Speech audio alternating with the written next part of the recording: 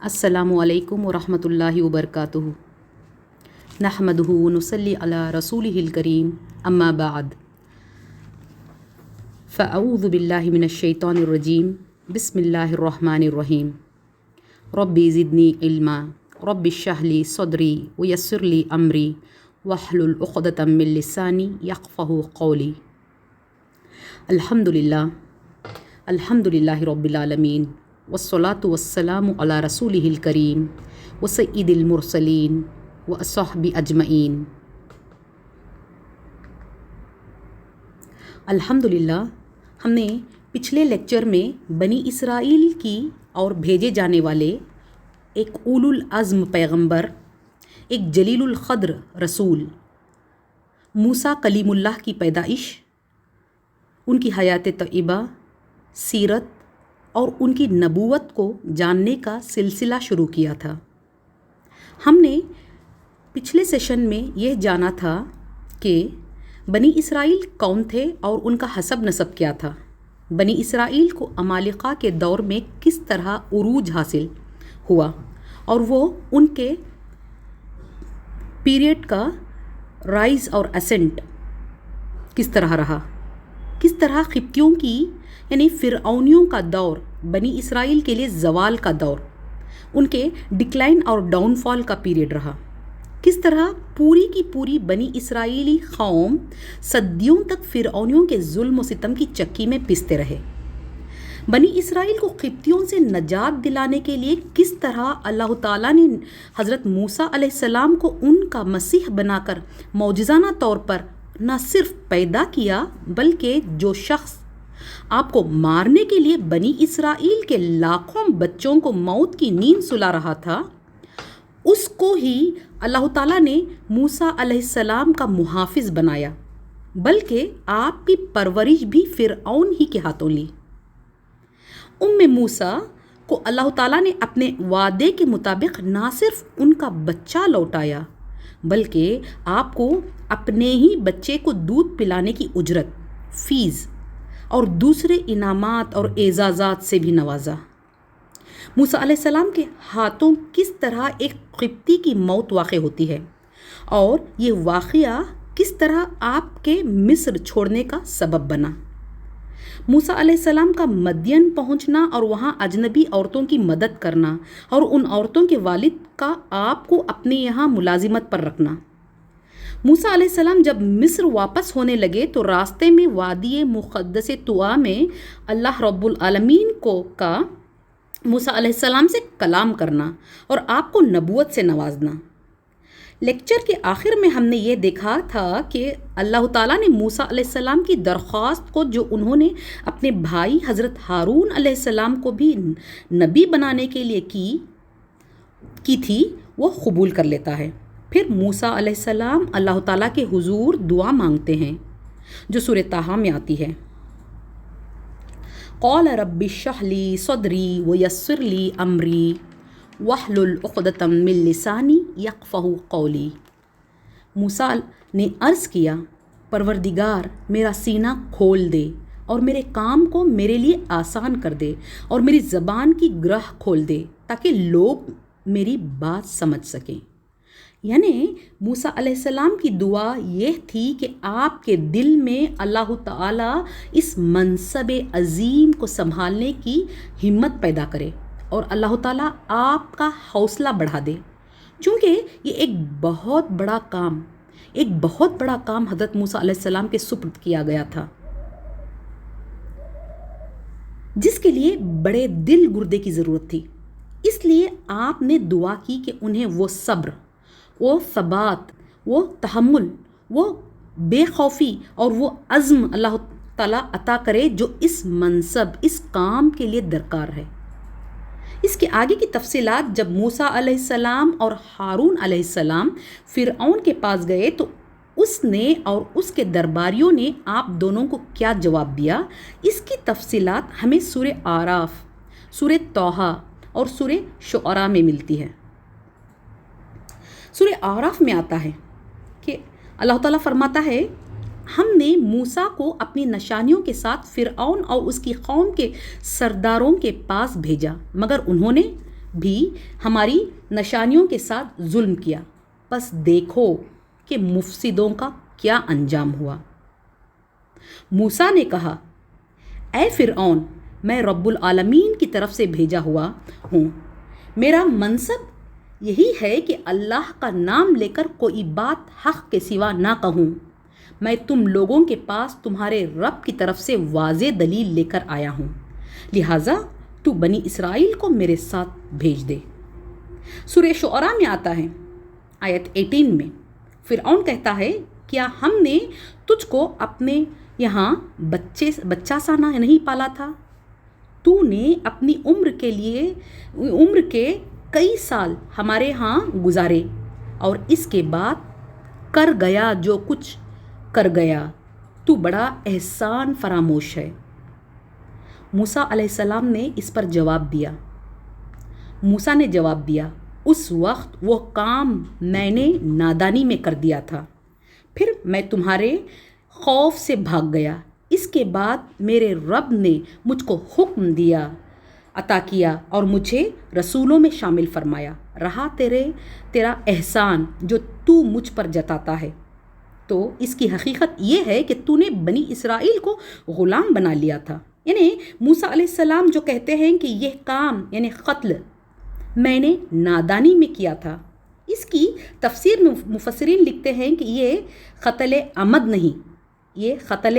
نہیں بلکہ قتل خطا تھا، یعنی یہ قتل ارادتاً نہیں تھا بلکہ ایک گھونسا ہی تھا، وہ ایک گھونسا ہی تھا جو آپ نے اس قبطی کو مارا تھا، اور اس سے اس قبطی کی موت واقع ہو گئی۔ ظاہر سی بات ہے، ایک گھونسے سے کبھی کوئی آدمی مرتا نہیں، اور نہ ہی قتل کی نیت سے کوئی گھونسا مارا جاتا ہے، اور نہ ہی موسیٰ علیہ السلام نے قتل کی نیت سے مارا تھا۔ اتفاق کی بات تھی، اتفاق تھا کہ وہ شخص مر گیا، قتل ہوا ضرور مگر ارادے کے ساتھ قتل کی نیت سے نہیں ہوا۔ اور دوسری بات جو موسیٰ علیہ السلام فرعون سے کہتے ہیں، تو مجھ پر احسان جتاتا ہے کہ تو نے میری پرورش کی ہے، اس کی حقیقت یہ ہے کہ تو نے بنی اسرائیل کو یعنی فرعون نے بنی اسرائیل کو غلام بنا لیا تھا، یعنی آپ کا مطلب یہ تھا کہ یقیناً تو نے مجھے غلام نہیں بنایا اور آزاد چھوڑے رکھا، لیکن میری پوری قوم کو تو نے غلام بنا رکھا۔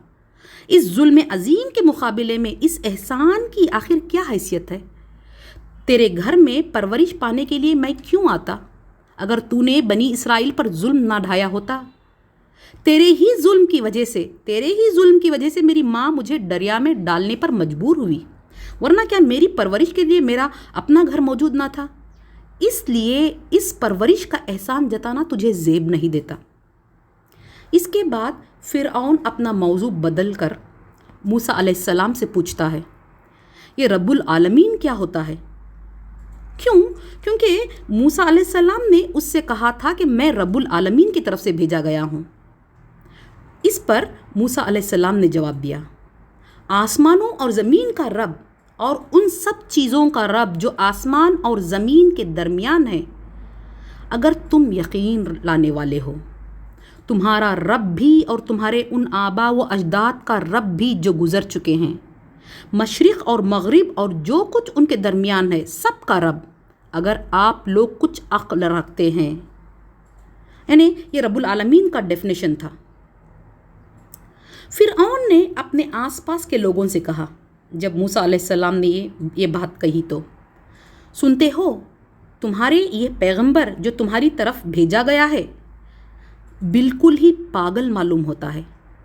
پھر فرعون نے کہا، اگر تو نے میرے سوا کسی اور کو معبود مانا تو تجھے بھی ان لوگوں میں شامل کر دوں گا جو قید خانے میں پڑے سڑ رہے ہیں۔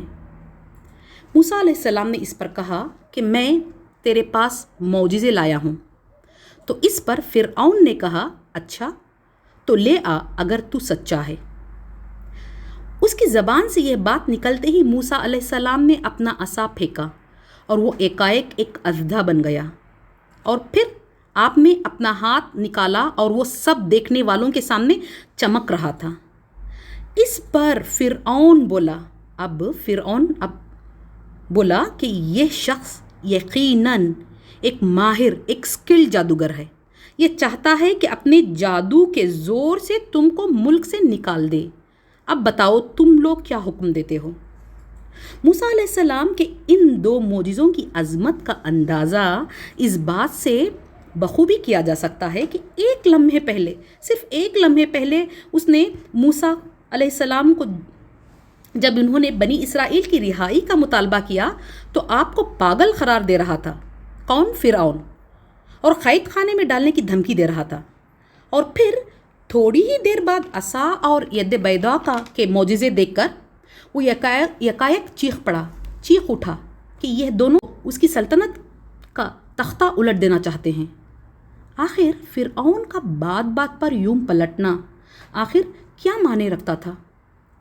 اصل میں اس پر ہیبت طاری ہو گئی تھی اور اسے اپنی بادشاہی اور اپنے ملک چھن جانے کا خطرہ لاحق ہو گیا تھا، اور بدحواسی میں اسے یہ بھی احساس نہ رہا کہ وہ بھرے دربار میں سب کے سامنے کیسی بیتکی باتیں کر رہا تھا۔ فرعون کا یہ کہنا کہ یہ شخص اپنے جادو کے زور پر حکومت کا تختہ پلٹ دے گا اور تم کو تمہارے ملک سے نکال دے گا، یہ اس کی بدحواسی کی دلیل تھی۔ آپ بتائیں کیا جادو کے زور سے دنیا میں کبھی کوئی سیاسی انقلاب، کوئی پولیٹیکل ریولوشن آیا ہے؟ کیا کسی نے کبھی یہ سنا ہے یا دیکھا ہے کہ کوئی ملک جادو کی بدولت فتح ہوا ہے یا کوئی جنگ جادو کی وجہ سے جیتی گئی؟ جادو اور لاتعداد جادوگر تو فرعون کے اپنے ملک میں موجود تھے، اور اس کے اپنے جادوگر بڑے بڑے کرشمے دکھا سکتے تھے، بلکہ فرعون خود جانتا تھا کہ تماشا کر کے انعام لینے سے بڑھ کر جادوگروں کی کوئی اوقات نہیں ہے۔ سلطنت تو دور کی بات، وہ بیچارے تو سلطنت کے کسی پوسٹ کو بھی چیلنج کرنے کی ہمت نہ رکھ سکتے تھے۔ جب فرعون نے اپنے درباریوں سے یہ کہا تو درباریوں نے اس سے کہا کہ موسیٰ اور اس کے بھائی کو روک لیجئے اور تمام شہروں میں ہرکارے یعنی ڈیلیگیٹس بھیج دیجئے کہ وہ سب ماہر اسکل جادوگروں کو جمع کر کے آپ کے پاس لے آئیں۔ فرعون نے موسیٰ علیہ السلام سے کہا، جو سورہ طٰہٰ میں آتا ہے، اچھا ہم بھی تیرے مقابلے میں ویسا ہی جادو لاتے ہیں، طے کر لے کب اور کہاں مقابلہ کرنا، نہ ہم اس قرار سے پھریں گے اور نہ تو پھرنا، کھلے میدان میں سامنے آ جا۔ اس پر موسیٰ علیہ السلام نے جواب دیا، جشن کا دن طے ہوا اور دن چڑھے لوگ جمع ہوں۔ ابن عباس رضی اللہ عنہ فرماتے ہیں کہ ان کے جشن کے دن سے مراد ان کے عید کا دن یعنی عاشورہ کا دن تھا۔ یعنی موسیٰ علیہ السلام نے فرمایا کہ اس مقابلے کے لیے عید کا دن مناسب رہے گا، کیونکہ وہ فرصت کا دن ہوتا ہے اور سب لوگ دارالسلطنت یعنی کیپٹل سٹی کی طرف کھینچے چلے آتے ہیں۔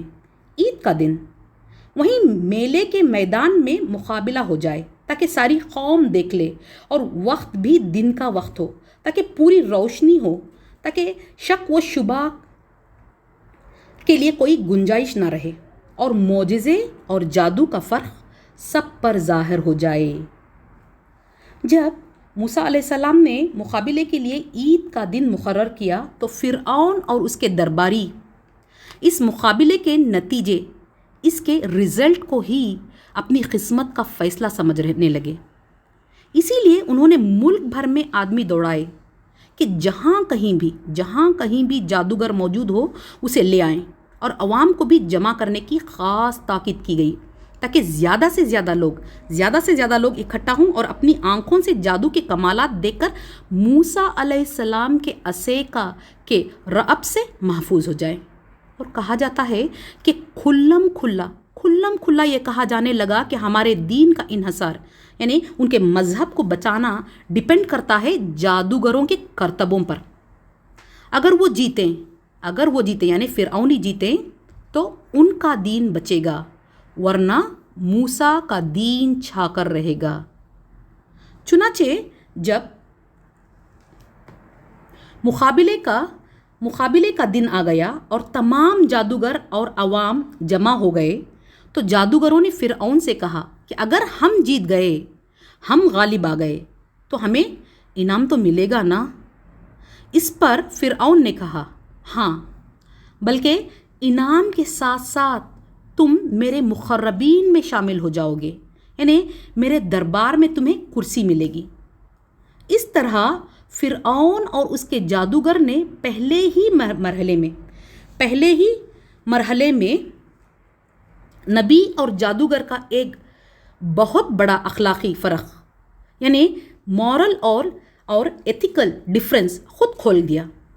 ایک طرف ہمیں موسیٰ علیہ السلام کا وہ حوصلہ نظر آتا ہے جو بنی اسرائیل جیسی پسی ہوئی قوم کے ایک فرد تھے، جو 10 سال تک قتل کے الزام میں روپوش رہنے کے بعد فرعون کے دربار میں باہمت اور بے جھجک کھڑے ہوتے ہیں اور کہتے ہیں کہ میں رب العالمین کا بھیجا ہوا ہوں، لہٰذا بنی اسرائیل کو ان کے ساتھ روانہ کرے۔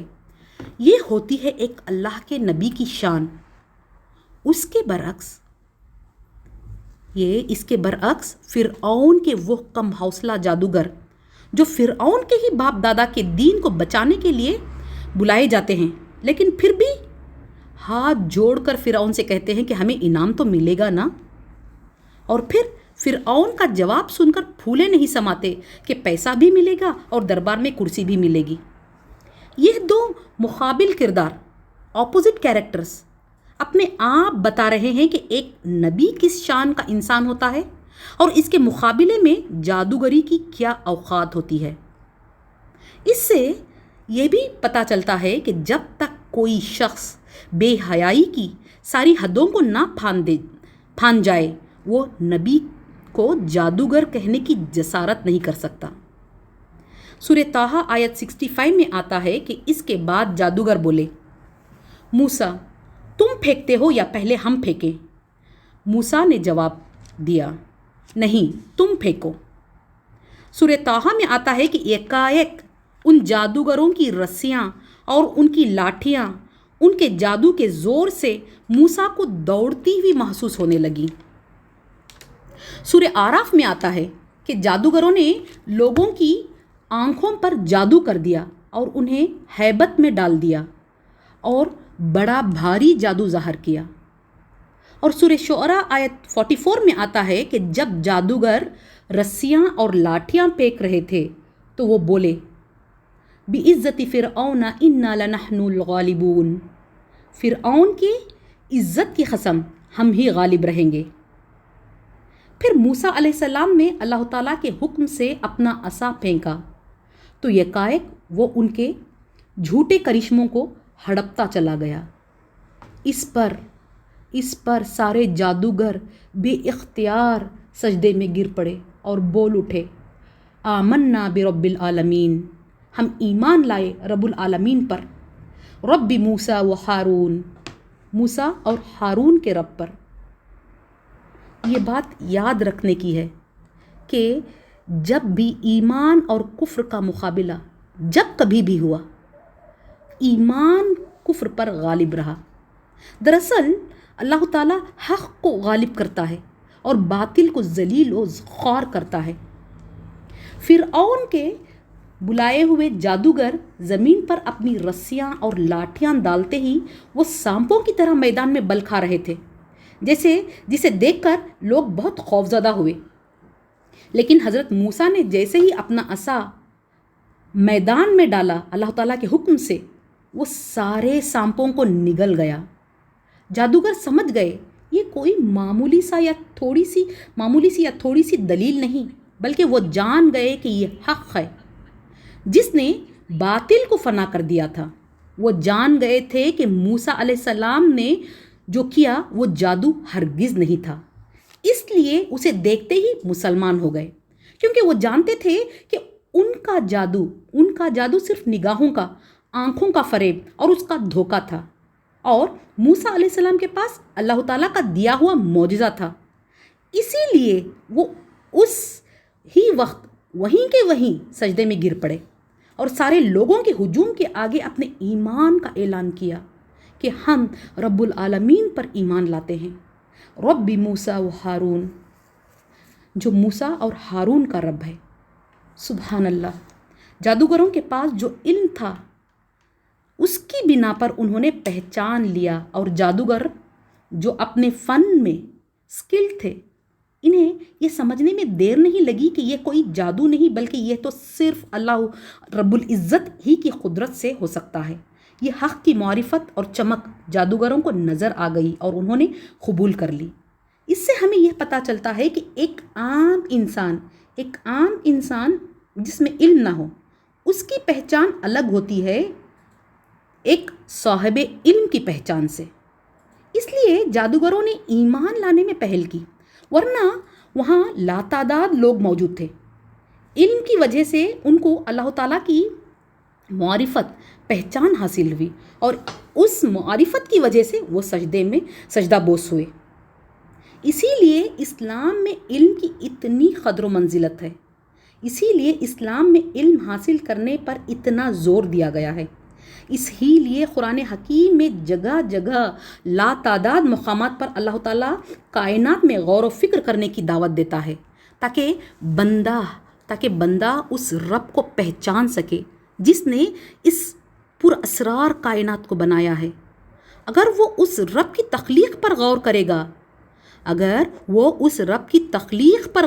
اس کائنات میں غور کرے گا، تو اس کو پتہ چلے گا کہ جس رب کی کائنات اتنی بے مثال ہے، تو اس کے بنانے والے رب کی کیا کہنے۔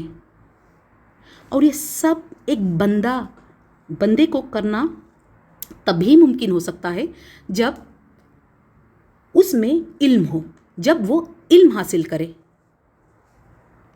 اہل علم یعنی علم والے اور علم کی بنا پر اللہ تعالیٰ کو پہچاننے والے اللہ تعالیٰ کو بہت پسند ہیں۔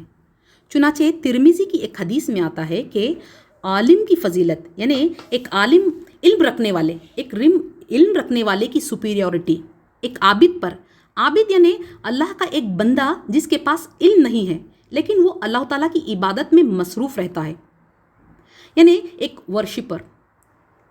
ایک عالم کی فضیلت ایک عابد پر ایسی ہے جیسے کہ چاند کی فضیلت تمام ستاروں پر ہوتی ہے۔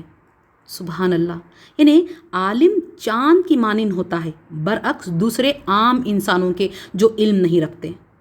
ایک اور حدیث میں آتا ہے جس کا مفہوم ہے علماء انبیاء کرام کے وارث ہوتے ہیں، اور انبیاء کرام ورثے میں پیسہ اور مال نہیں بلکہ علم چھوڑتے ہیں۔ اچھا، ہم یہاں سے واپس فرعون اور اس کی ہٹ دھرمی اور اس کے تکبر کی اور چلتے ہیں کہ اس نے اتنا بڑا معجزہ دیکھ کر بھی کس طرح صاف مکر گیا۔ دراصل فرعون کی قسمت میں ایمان نہ تھا، وہ اپنے ہی جان کا دشمن ہو گیا اور حق کو کچلنے کے لیے کہنے لگا کہ موسیٰ تو سب کا استاد ہے اور تم سب آپس میں ملے ہوئے ہو، اور یہ سب تم لوگوں کی آپس میں رچی ہوئی ایک سازش ہے۔ اس طرح فرعون نے لوگوں کو یقین دلانے کی کوشش کی کہ جادوگروں کا یہ ایمان کسی معجزے کی وجہ سے نہیں بلکہ محض یہ ان کی ملی بھگت ہے۔ یہاں آنے سے پہلے ان کے اور موسیٰ علیہ السلام کے درمیان معاملہ طے ہو گیا تھا کہ یوں وہ موسیٰ کے مقابلے میں آ کر شکست کھائیں گے اور نتیجے میں جو فائدہ حاصل ہوگا وہ آپس میں مل کر لوٹیں گے، نعوذ باللہ۔ لہٰذا فرعون نے جادوگروں سے کہا، جو سورہ شعراء میں آتا ہے، تم موسیٰ کی بات مان گئے قبل اس کے کہ میں تمہیں اجازت دیتا؟ ضرور یہ تمہارا بڑا ہے جس نے تمہیں جادو سکھایا ہے۔ اچھا، ابھی تمہیں معلوم ہو جائے گا، میں تمہارے ہاتھ پاؤں مخالف سمتوں سے کٹواؤں گا اور تم سب کو سولی چڑھا دوں گا۔ مخالف سمتوں سے ہاتھ پاؤں کٹوا دینے کا مطلب یہ کہ دایاں ہاتھ اور بایاں پیر، یا پھر بایاں ہاتھ اور دایاں پیر کٹوا دینا، جو ایک بدترین قسم کا ٹارچر تھا، ایک بدترین قسم کی اذیت تھی، اور اس کے بعد سولی پر بھی چڑھا دینا۔ فرعون نے یہ خوفناک دھمکی جادوگروں کو اس لیے لیے دی تاکہ وہ یہ دل دہلا دینے والی سزا سن کر جو وہ ابھی ابھی ایمان لائے تھے اس سے پیچھے پلٹ جائیں، اس سے پیچھے ہٹ جائیں۔ سورہ آراف میں آتا ہے کہ سورہ آراف میں ان جادوگروں کا جواب آتا ہے جو وہ فرعون کی دھمکی پر اسے دیتے ہیں۔ وہ جواب دیتے ہیں، بہرحال ہمیں پلٹنا اپنے رب ہی کی طرف ہے۔ تو جس بات پر ہم سے انتقام لینا چاہتا ہے وہ اس کے سوا کچھ نہیں کہ ہمارے رب کی نشانیاں جب ہمارے سامنے آ گئیں تو ہم نے انہیں مان لیا۔ اب کسی چیز کی پرواہ نہیں۔ اے رب، ہم پر صبر کا فیضان کر اور ہمیں دنیا سے اٹھا تو اس حال میں کہ ہم تیرے فرما بردار ہوں۔ فرعون نے جو خود مقابلہ فیصلے کے لیے کرایا تھا، موسیٰ علیہ السلام کی کھلی فتح کو سیدھی طرح مان لینے کے بجائے اس نے فوراً ایک جھوٹی سازش کا افسانہ گھڑ لیا اور قتل کی دھمکی دے کر زبردستی ان کے ایمان کو متزلزل کرنے کی کوشش کی۔ لیکن جادوگروں میں ایمان کی وجہ سے آن کی آن میں ان کی ہمت و عزم اس درجے کو پہنچ گئی کہ فرعون کی بادشاہی اور اس کی ساری طاقت کو انہوں نے ٹھوکر مار دی اور اپنے ایمان کی خاطر وہ موت اور بدترین جسمانی تکلیفیں برداشت کرنے کے لیے تیار ہو گئے۔ فرعون نے میدان میں پانسا پلٹتے دیکھ کر آخری چال یہ چلی تھی کہ اس نے سارے معاملے کو موسیٰ اور جادوگروں کی سازش قرار دے دیا، لیکن جادوگروں نے اپنے آپ کو سزا کے لیے پیش کر کے یہ ثابت کر دیا کہ ان کا موسیٰ علیہ السلام کی صداقت پر ایمان لانا کسی سازش کا نہیں بلکہ سچے اعتراف حق کا نتیجہ تھا۔ اب فرعون کے لیے کوئی چارہ اس کے سوا باقی نہ رہا کہ وہ حق اور انصاف کا ڈھونگ چھوڑ کر صاف ظلم و ستم شروع کر دے۔ لہٰذا اس نے وہی کیا۔ فرعون نے کہا، میں ان کے بیٹوں کو قتل کرواؤں گا اور ان کی بیٹیوں کو جیتا رہنے دوں گا۔ ہمارے اقتدار کی گرفت ان پر مضبوط ہے۔ ہم نے موسیٰ علیہ السلام کی پیدائش کے وقت ایک دور فرعون کے اس طرح کے ظلم و ستم کا دیکھا تھا، اور یہ دوسرا دور ستم تھا۔ حضرت موسیٰ علیہ السلام کی نبوت کے بعد شروع ہوا۔ دونوں ادوار میں، دونوں پیریڈز میں مشترکہ کامن بات یہی رہی کہ بنی اسرائیل کے بیٹوں کو قتل کیا جائے اور بیٹیوں کو جیتا چھوڑ دیا جائے تاکہ بتدریج over a period of time ان کی نسلوں کو ختم کر دیا جائے۔ اس پر موسیٰ علیہ السلام نے اپنی قوم سے کہا، جو سورہ آراف میں آتا ہے، اللہ سے مدد مانگو اور صبر کرو، زمین اللہ کی ہے، اپنے بندوں میں جس کو چاہتا ہے اس کا وارث بنا دیتا ہے، اور آخری کامیابی انہی کے لیے ہے جو اس سے ڈرتے ہوئے کام کریں۔ اس پر موسیٰ علیہ السلام کی قوم کے لوگوں نے کہا، تیرے آنے سے پہلے بھی ہم ستائے جاتے رہے اور اب تیرے آنے پر بھی ستائے جا رہے ہیں۔ اس پر موسیٰ علیہ السلام نے جواب دیا، قریب ہے وہ وقت کہ تمہارا رب تمہارے دشمن کو ہلاک کر دے اور تم کو زمین میں خلیفہ بنا دے، پھر دیکھیں کہ تم کیسے عمل کرتے ہو۔ اس کے بعد اللہ تعالیٰ فرماتا ہے کہ ہم نے فرعون کے لوگوں کو کئی سال قحط میں اور پیداوار کی کمی میں مبتلا رکھا، شاید کہ ان کے ہوش میں آ جائیں، مگر ان کا حال یہ تھا کہ جب اچھا زمانہ آتا تو کہتے کہ ہم اسی کے مستحق ہیں، یہ ہمارا حق ہے، اور جب برا زمانہ آتا تو موسیٰ اور اس کے ساتھیوں کو اپنے لیے بدفعال ٹھہراتے، حالانکہ در حقیقت اللہ تعالیٰ فرماتا ہے کہ ان کی فعل بد اللہ کے پاس تھی، مگر ان میں سے اکثر بے علم تھے۔ انہوں نے کہا، اے موسیٰ، تو ہمیں مسحور کرنے، ہم پر جادو کرنے کے لیے کوئی نشانی لے آ، ہم تو تیری بات ماننے والے نہیں ہیں۔ آگے اللہ تعالیٰ فرماتا ہے کہ آخر کار ہم نے ان پر طوفان بھیجا، ٹڈی دل چھوڑے، خمل پہلائے، مینڈک نکالے اور خون برسایا، اور یہ سب نشانیاں الگ الگ کر کے دکھائیں، مگر وہ سرکشی کیے چلے گئے اور وہ بڑے ہی مجرم لوگ تھے۔ یہ آزمائشیں جو فرعون اور اس کی قوم پر آئے، حقیقت میں موسیٰ علیہ السلام کو دیے گئے معجزے تھے، جو آپ کی نبوت کی صداقت اور نبوت کی دلیل تھے۔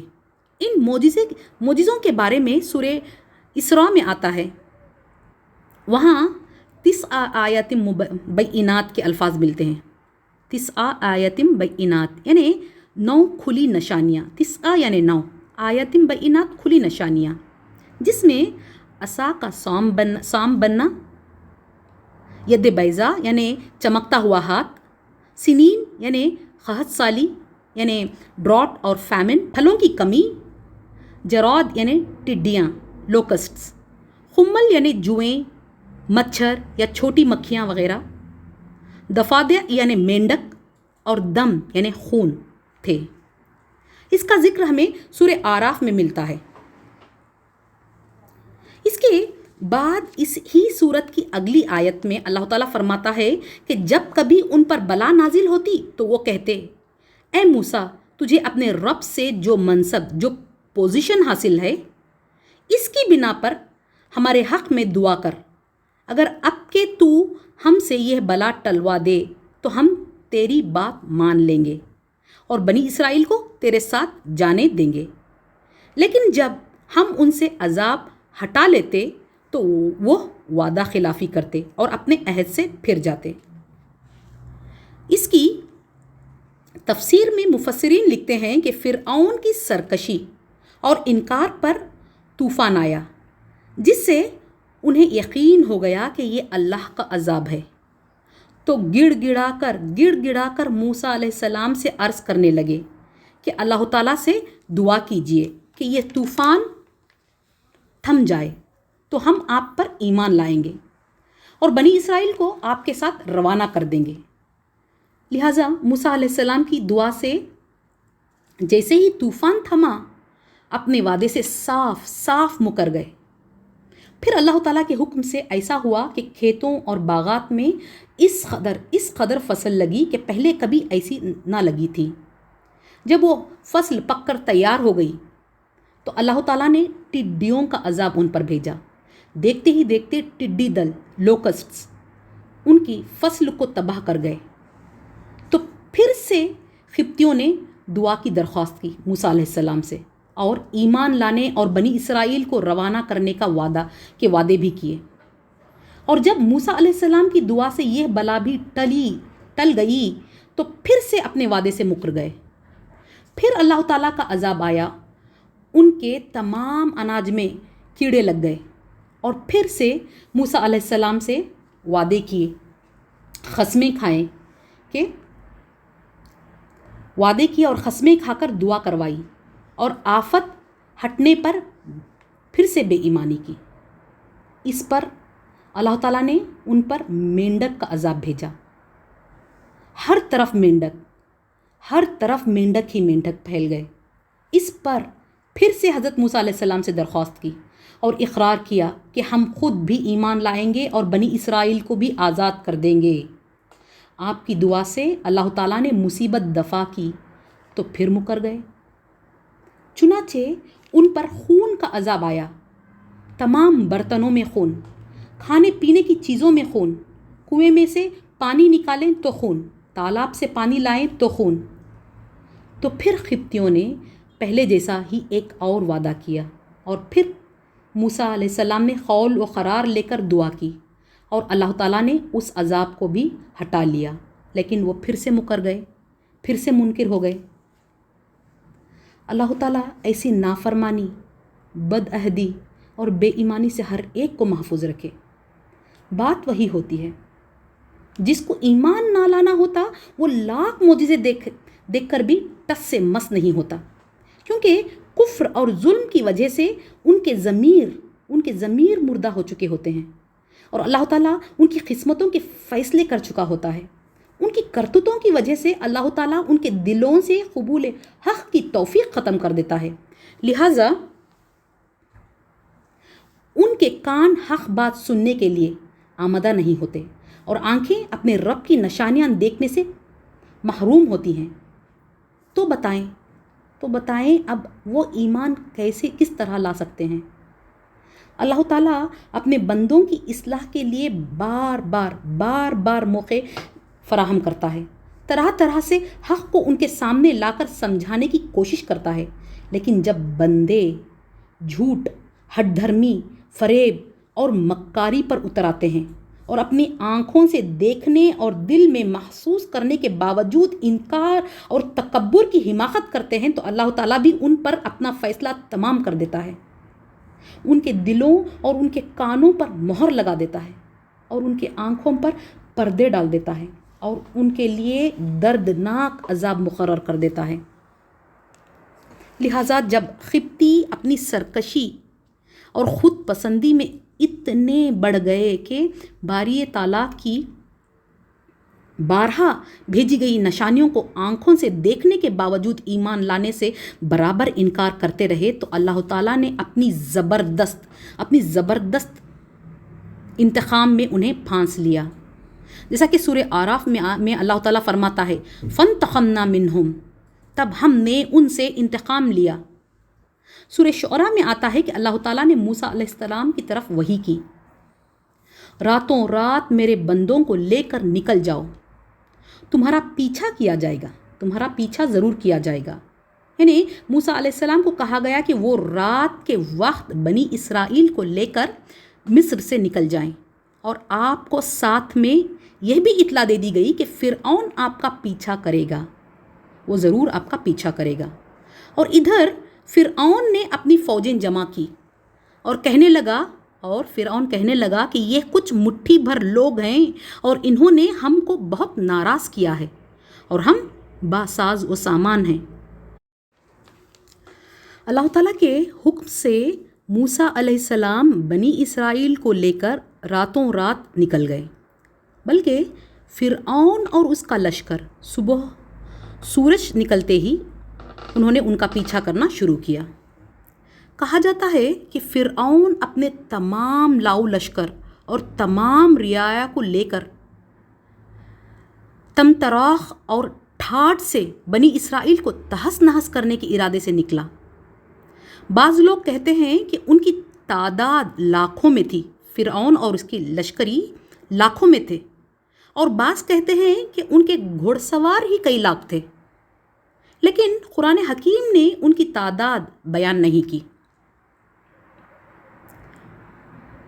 کیونکہ اس کا علم ہمیں کچھ نفع نہیں دیتا۔ غرض طلوع آفتاب کے وقت فرعون ان کے پاس پہنچ گیا، مومنوں نے کافروں کو دیکھ لیا اور کافروں نے مومنوں کو دیکھ لیا۔ اس پر موسیٰ علیہ السلام کی قوم بے حد خوف زدہ ہو گئی اور ان پر ہیبت طاری ہو گئی اور وہ بے ساختہ چیخ اٹھے، جیسا کہ اللہ تعالیٰ فرماتا ہے فَلَمَّا تَرَاءَ الْجَمْعَانِ قَالَ أَصْحَابُ مُوسَىٰ إِنَّا لَمُدْرَكُونَ، جب دونوں گروہوں کا آمنا سامنا ہوا تو موسیٰ کے ساتھی چیخ اٹھے کہ ہم تو پکڑے گئے۔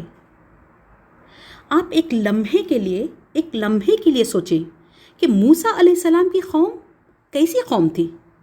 ایک غلام قوم جو صدیوں سے غلامی کی چکی میں پس کر ان کی اپنی کوئی شخصیت، اپنی کوئی پرسنالٹی باقی نہیں رہی تھی۔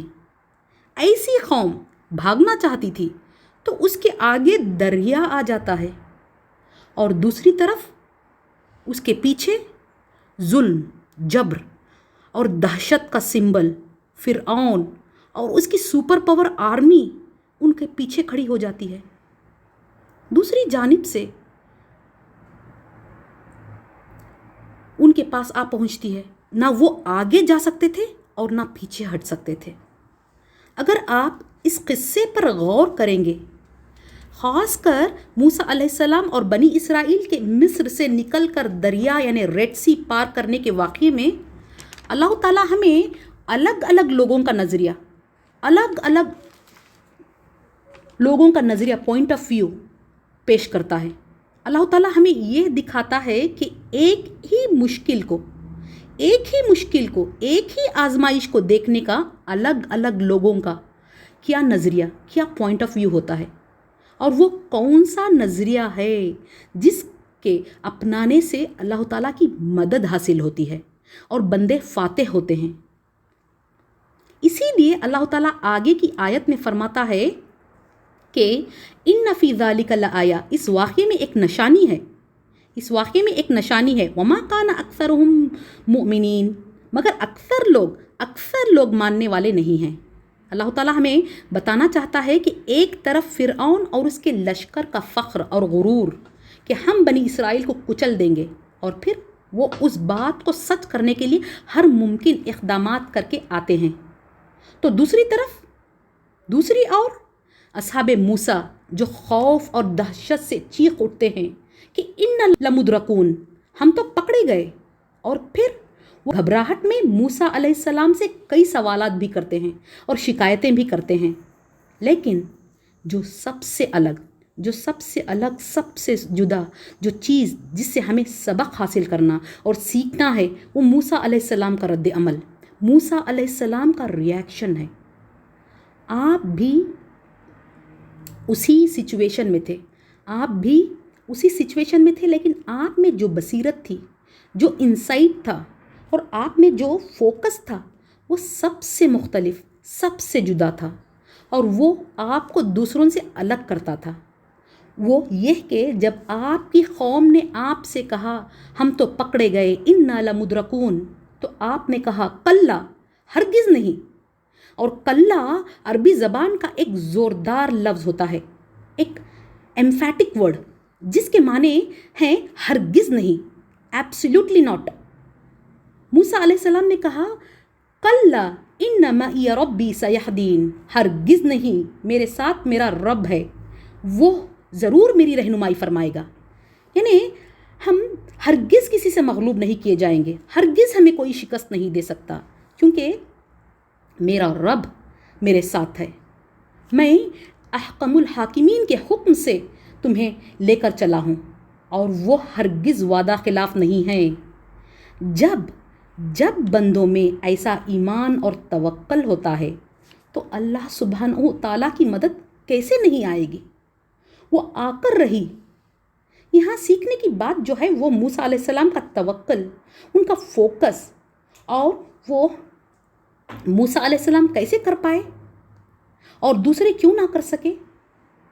वो इसलिए क्योंकि मूसा अलैहिस्सलाम ये नहीं देख रहे थे कि फ़िरऔन कितनी बड़ी फ़ौज लेकर और कौन कौन से हथियार लेकर आपके पीछे खड़ा है।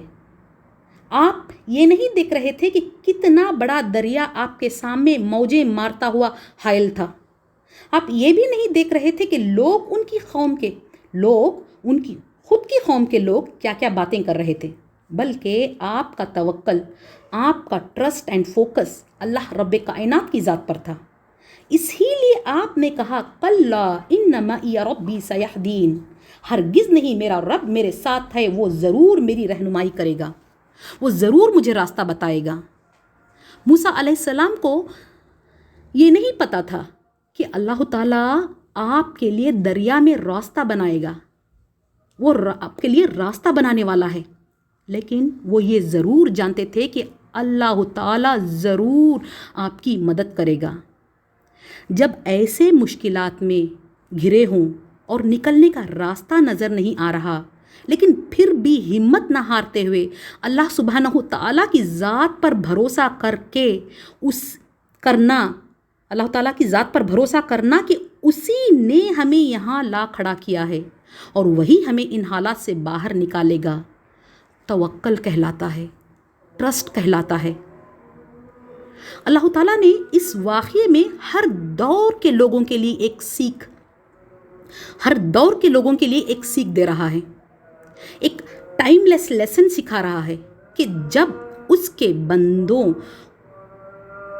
पर किसी दौर में, चाहे किसी दौर में भी हो, कुफ्र और जुल्म की ताकतें घेर लें या इस तरह के दूसरे मुश्किलात से इंसान दो चार हों और उसे रास्ता कहीं भी नज़र नहीं आ रहा हो, चारों और घना अंधेरा और खौफ और दहशत का माहौल हो, तो नाउमीद, मायूस और खौफ ज़्यादा होने के बजाय پازیٹیو کیسے رہیں اور حالات کو کس طرح ریسپونڈ کرتے ہوئے اللہ تعالیٰ سے کس طرح مدد طلب کریں۔ کیا آج ہم اس طرح کے حالات سے دو چار نہیں ہو رہے ہیں؟ کیا آج ہم مسلمانوں پر ہر طرف سے زمین تنگ نہیں کی جا رہی ہے؟ قصے موسیٰ اور موسیٰ علیہ السلام کے اس ایٹیٹیوڈ میں ہمارے آج کے بڑے بڑے مسائل کا حل پوشیدہ ہے۔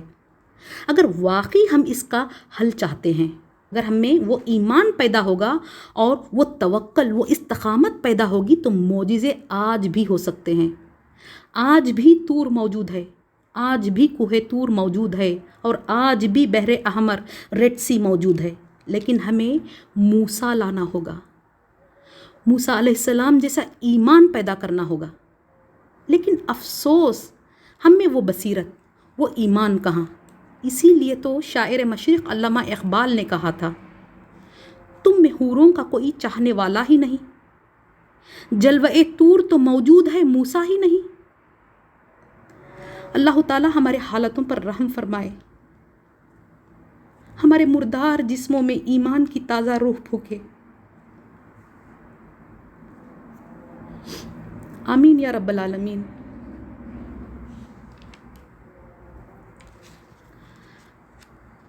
آگے سورہ شعراء میں اللہ تعالیٰ فرماتا ہے کہ ہم نے موسیٰ کی طرف وحی کی، ان اضرب بعصاک البحر، مار اپنا عصا سمندر پر۔ جیسے ہی موسیٰ علیہ السلام نے وحی پر عمل کیا اور اپنا عصا سمندر پر مارا، یکایک سمندر پھٹ گیا، جیسا کہ ارشاد باری ہے، فانطلقا فکان کل فرق کالطود العظیم۔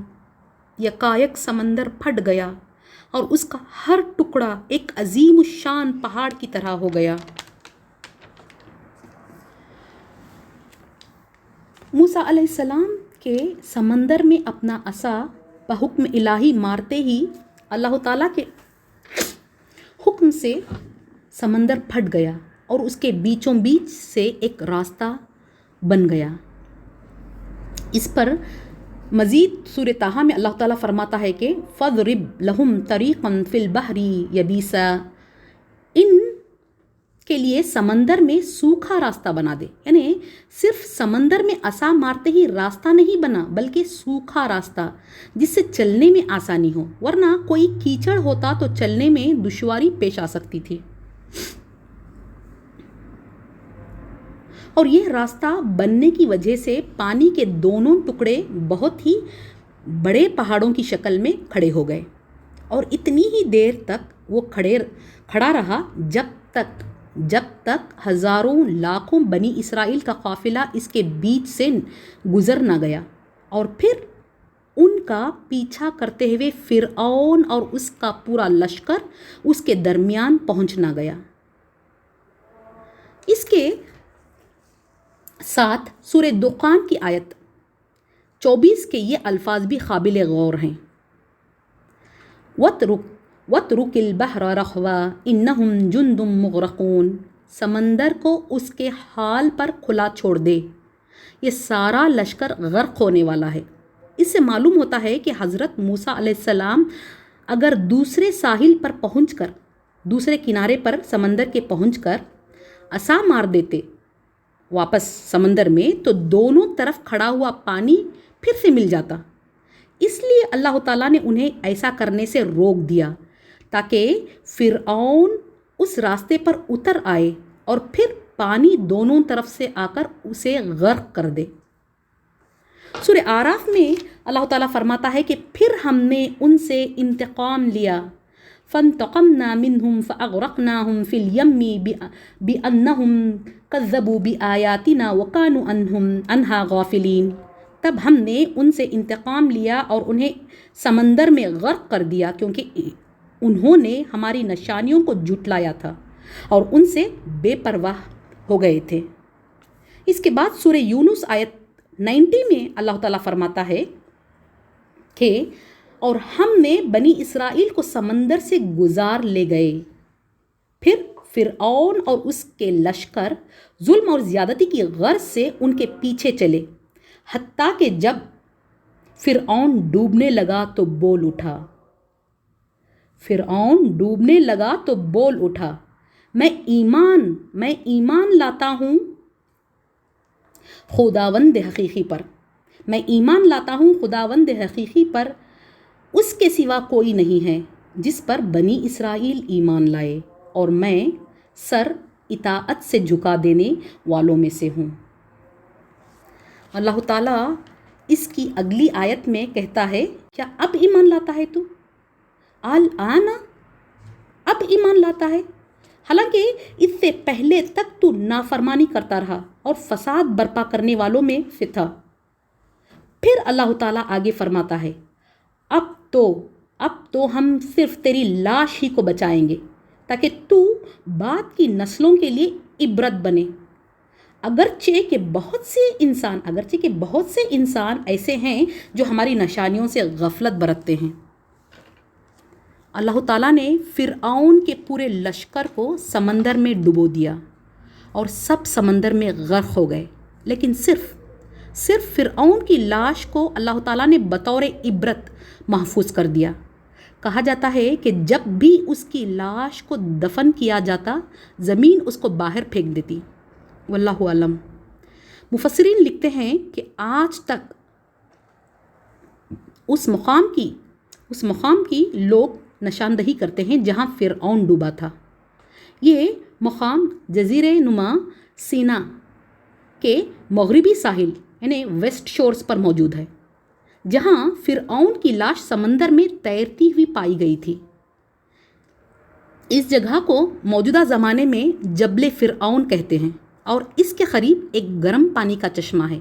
وہاں کے لوکلائٹس اس کو حمام فرعون کا نام دیا ہے، وہاں کے لوکلائٹس نے۔ اس کی لاش آج تک قاہرہ کے میوزیم میں موجود ہے۔ سال 1907 میں آسٹریلیا کے ایجپٹیولوجسٹ سر گرافٹن سمتھ نے فرعون کی ممی پر ریسرچ کیا تھا۔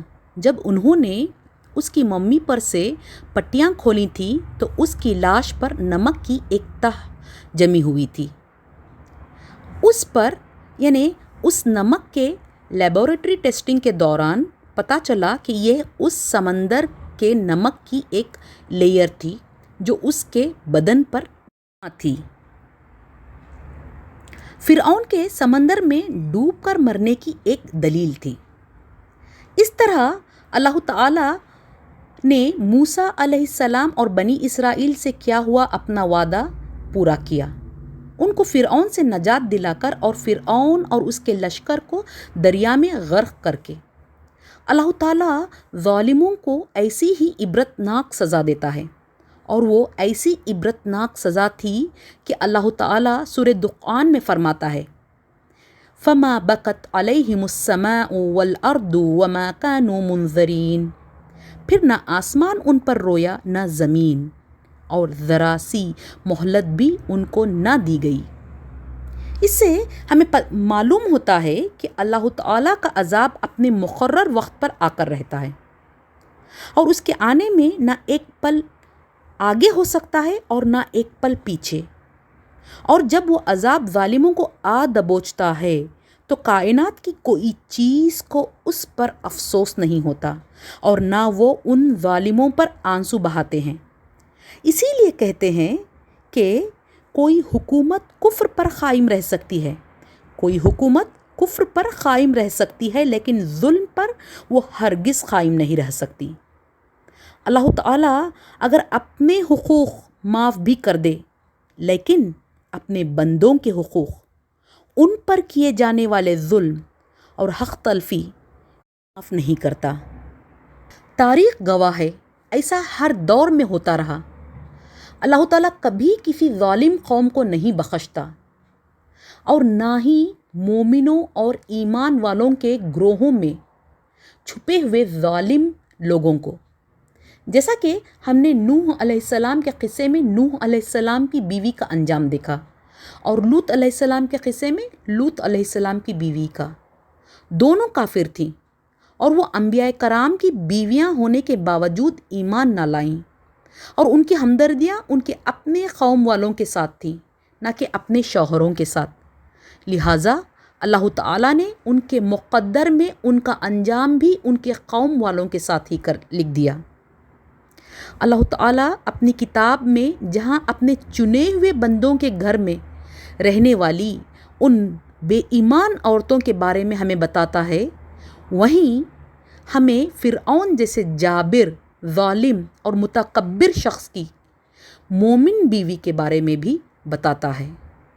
حضرت آسیہ جو فرعون کی بیوی تھی اور جنہوں نے موسیٰ علیہ السلام کو تابوت سے اٹھا کر ان کی پرورش کی تھی، وہ موسیٰ علیہ السلام پر ایمان لائی تھیں، اور جب حضرت آسیہ کے ایمان کا فرعون کو پتہ چلا تو اس نے آپ پر ظلم و ستم کے پہاڑ توڑ دیے اور آپ کو طرح طرح کی اذیتیں دینے لگا، لیکن حضرت آسیہ کے ایمان کو وہ کسی بھی طرح متزلزل نہ کر سکا۔ جب فرعون کا ظلم بڑھتا گیا تو حضرت آسیہ نے اللہ تعالیٰ کے حضور دعا مانگی، جو ہمیں سورہ تحریم میں ملتی ہے۔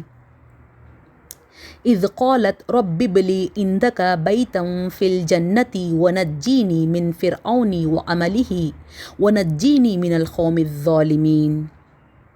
اے میرے رب، میرے لیے اپنے ہاں جنت میں ایک گھر بنا دے اور مجھے فرعون اور اس کے عمل سے بچا لے اور ظالم قوم سے مجھ کو نجات دے۔ امام ابن کثیر رحمہ اللہ لکھتے ہیں کہ فرعون نے حکم دیا کہ حضرت آسیہ کو لٹا کر ان پر ایک چٹان گرا دی جائے، اور حضرت آسیہ نے اس وقت آسمان کی طرف نگاہ اٹھا کر یہ دعا مانگی تھی، تو اللہ تعالیٰ نے ان کی دعا قبول کر لی اور ان کی روح قبض کر لی گئی قبل اس کے کہ ان پر چٹان گرائی جاتی، اور جب ان پر چٹان گرائی گئی تو ان میں روح نہیں تھی۔ واللہ عالم۔ لیکن ہمیں یہاں سیکھنے کی جو بات ہے وہ یہ کہ ایک مومن اپنے ایمان کی حفاظت کس طرح کرے۔ حضرت آسیہ کے ایمان افروز واقعے پر اگر ہم غور کریں گے تو پتہ چلے گا کہ چاہے ہر طرف کفر، ظلم اور زیادتی کے اندھیرے کتنے ہی پھیلے کیوں نہ ہوں، اگر بندے میں شعور اور احساس ہے تو وہ ہر حال میں اپنے مقصد کو پا کر رہتا ہے۔ بات ہے ڈٹے رہنے کی، جمے رہنے کی، ہمت نہ ہارنے کی، اور صبر، توکل اور استقامت رکھنے کی، تو اللہ تعالیٰ کے حکم سے بڑے مشکلات ہوا ہو جاتے ہیں۔ اور ایک انتہائی ضروری بات جو یاد رکھنے کی ہے وہ یہ کہ ہمیشہ ہمیں اللہ تعالیٰ کے حضور دعائیں مانگتے رہنا چاہیے اور اللہ تعالیٰ سے مدد طلب کرتے رہنا چاہیے، تو اللہ تعالیٰ کی مدد ضرور آ پہنچتی ہے۔ جیسا کہ ہم نے حضرت موسیٰ علیہ السلام اور حضرت آسیہ کی دعاؤں کو دیکھا، حدیث میں آتا ہے کہ مردوں میں بہت سارے کامل ہوئے، لیکن عورتوں میں مریم بنت عمران، آسیہ زوجہ فرعون، خدیجہ بنت خویلد اور فاطمہ بنت محمد ہیں۔ انشاءاللہ تعالی ہم آگے کی تفصیلات اگلے لیکچر میں جاری رکھیں گے۔ وآخر الدعوانا ان الحمد للہ رب العالمین۔ سبحانک اللہم بحمدک اشہد ان لا الہ الا انت نستغفرک ونتوب الیک۔ السلام علیکم ورحمۃ اللہ وبرکاتہ۔